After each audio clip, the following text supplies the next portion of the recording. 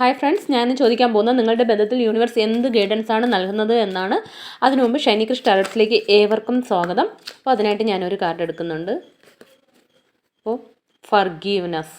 അപ്പോൾ ഫർഗീവ്നെസ് എന്ന് പറയുമ്പോഴേ അറിയാലോ, നിങ്ങളുടെ ബന്ധത്തിൽ എന്തെങ്കിലും പ്രശ്നങ്ങളോ വഴക്കുകളോ പരസ്പരം മന ദുഃഖമോ എന്തെങ്കിലുമൊക്കെ ഉണ്ടായിട്ടുണ്ടെങ്കിൽ അത് നിങ്ങളോട് പുറത്തു കൊടുക്കാനാണ് പറയുന്നത്. കാരണം നമ്മൾ ഇപ്പോൾ നിങ്ങൾ മേ ബി ചിലപ്പോൾ സംസാരിക്കുന്നുണ്ടാവാം, എന്നാൽ പോലും ആ മനസ്സിൽ ആ സങ്കടം കിടക്കുമ്പോൾ നമ്മൾ അതിൽ തന്നെ ഇങ്ങനെ ഇരിക്കുമ്പോൾ അത് തന്നെ അട്രാക്റ്റായി വരും.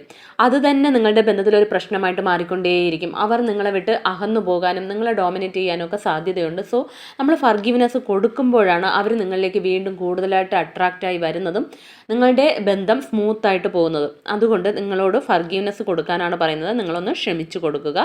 അപ്പോൾ നിങ്ങളുടെ ബന്ധം കൂടുതൽ ഊഷ്മളമായിട്ട് മാറും. അപ്പോൾ ഇതൊരു ജനറൽ ഗൈഡൻസ് ആണ്. ഇതിലുള്ള പോസിറ്റീവ് കാര്യങ്ങൾ മാത്രം ക്ലെയിം ചെയ്യുക. എല്ലാവർക്കും നല്ലൊരു ദിവസമായിരിക്കട്ടെ. Thanks for watching.